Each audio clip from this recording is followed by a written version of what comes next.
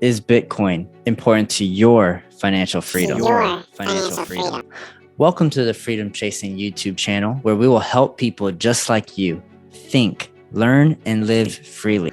Today, we are discussing Bitcoin and whether it should be playing an important role in your pursuit of financial freedom. There are so many directions we could take to prove this point. We could be philosophical, like Michael Saylor, the CEO of MicroStrategies, or we can talk simply and back it with some facts, both of which are important. But when you are just getting started, it's best to keep it simple and think of the statement from a practical perspective. The goal of this video is to answer the question, why is Bitcoin important to your financial freedom, in a way that anyone can not only understand, but also create an informed opinion and then take action. After all, anyone that stumbles onto this channel is looking for and actively seeking freedom. You must understand how our current monetary system works. In future content, we'll tackle this subject from different lenses. So if you're interested in gaining the knowledge you need, make sure to subscribe to the channel, smash that like button, and gently tap the bell button to receive all future notifications.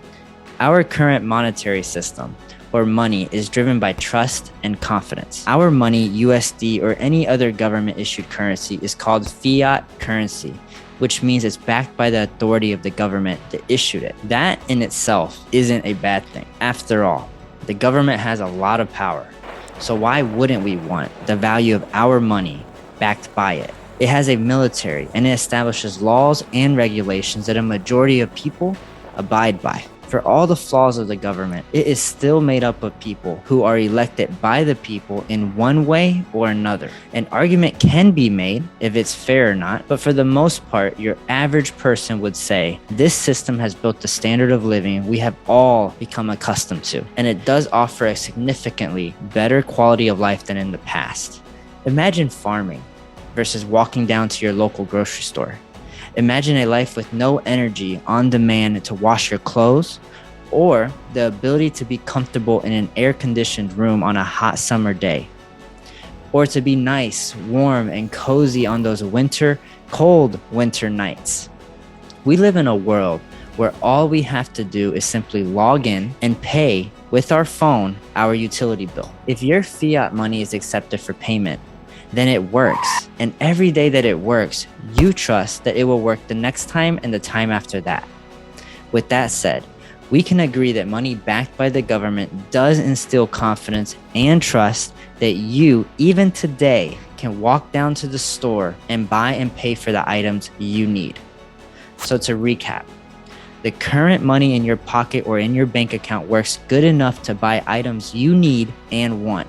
It is backed by our government, in which you should feel a civic duty to participate in, and so far it has withstood the test of time. These factors, among others, instill confidence and trust in the money we currently use today. I wish that was the end of the story, but sadly, it's not. Money hasn't evolved for the better for the majority of people like most things around us have. Instinctively, we know there is a really big flaw in our system, but due to the size of the flaw, it's easy to write it off as a necessary bug in our money system. Every generation before thinks the flaw won't affect them. The flaw becomes increasingly apparent by asking a simple question. Where does money come from? Where does money come from? If you ask any random person where it comes from and they give the answer that first comes to mind, they may say their salary from their 9 to 5, or their customers if they're a business owner. But ask them to think a little deeper, and most will say the money came from the government. What part of the government has the authority to make money? A simple Google search, where does money come from, will reveal that central banks create money. In the US, the central bank is called the Fed, short for the Federal Reserve. Other popular central banks are the European Central Bank, ECB, Bank of England, BOE, Bank of Japan, BOJ, and the Swiss National Bank, SNB, just to name a few. Now I hear you saying, okay, Ron, I get it. Central banks around the world make money, so what's the big deal? Well, I'm glad you asked. The big deal is that governments have a history of printing money. when their budgets don't balance. The US government overspends so often that you would have to go back to 1835 when President Andrew Jackson, the 7th president of the United States, paid off the national debt that mostly came from the War of 1812, a sum of roughly $115 million. The government has basically run a physical deficit, meaning they spent more money than they collected in taxes every year except 4 years, 1998 through 2001. The logical next question is, why the hell does the government continue to spend more than they make? The reasons can be categorized in 3 ways: finance wars, grow federal government influence, and provide public service. Now think about it. How many wars have we fought, and how long have they lasted? The government's power seems to consistently be increasing. And as far as public services go, of course, they better give us something that resembles services for the public. The truth is, if a person handled money the way the government does, they would be a complete disaster. So much a disaster, in fact, that if you had a daughter, you wouldn't let them anywhere near Uncle Sam. Financially speaking, of course. Sorry, Uncle Sam. The current national debt is roughly $28.9 trillion. So just let that gigantic number sink in. Think about how much money that really is. On top of that, do you ever wonder where, or should I say who, all that money is going to? I mean, that's a whole other rabbit hole, but ask yourself, did you get your fair share of that money? Did anyone you know get their fair share of that money? The answer is probably a resounding hell no. Why should this be important to you? If you are a holder of US dollars and you didn't get a big, not trying to be greedy or anything, portion of that 28.9 trillion, then trust me, you are getting screwed. Okay, hang on. What the hell do you mean I'm getting screwed? What does it mean to be a holder of US dollars? It means you get paid in dollars, you save in dollars, you think in dollars, and you even dream in dollars. So it's time to tie a few loose ends together. We started out by saying our current monetary system runs because we trust and have confidence in our government. I am confident that I do not trust the government to handle budgeting properly. Their history has been horrific. How could I, or you for that matter, reasonably expect anything different?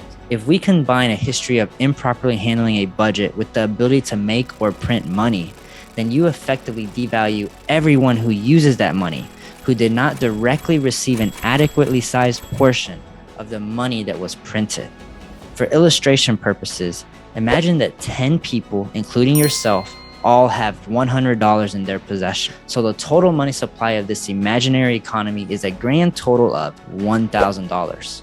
The government, with the ability to make money at will and for the sole purpose to pay for their needs and wants, regardless of whether you benefit or not, decide to print an extra $1,000 into existence. This would bring the total money supply of our imaginary economy to a total of $2,000. They give the money they just printed to some people, but not all, just like it happens in real life through bailouts, government loans, or contracts, etc. But you happen to be one of the people who didn't receive your fair share of that $1,000, then you just got adversely affected. You got adversely affected through something called quantitative easing, which is a fancy term for the printing of money, because the people that receive the money first, companies with government contracts, now have more purchasing power. The CEOs and other executives of these large companies and the politicians that made this all possible now have more purchasing power to go after the assets and goods that you should want. I mean, you want to buy a house, right? A car, maybe? How about an education? They can afford all these things and drive the prices higher with little to no self-inflicted consequences because they know how the current monetary system works.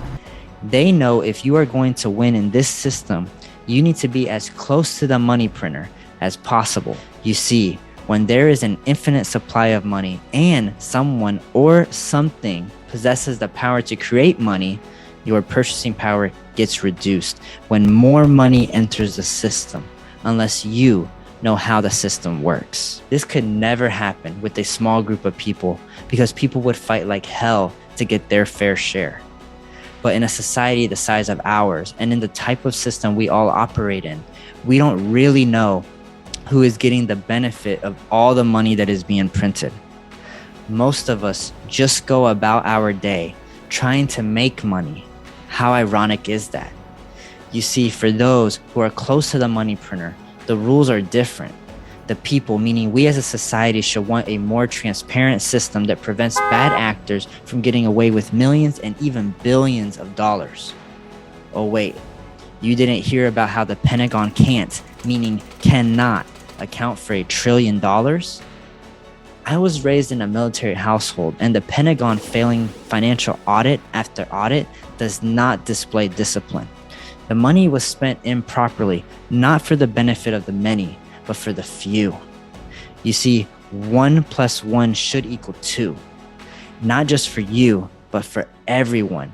And Bitcoin, with this transparent, immutable ledger powered by blockchain technology, solves that.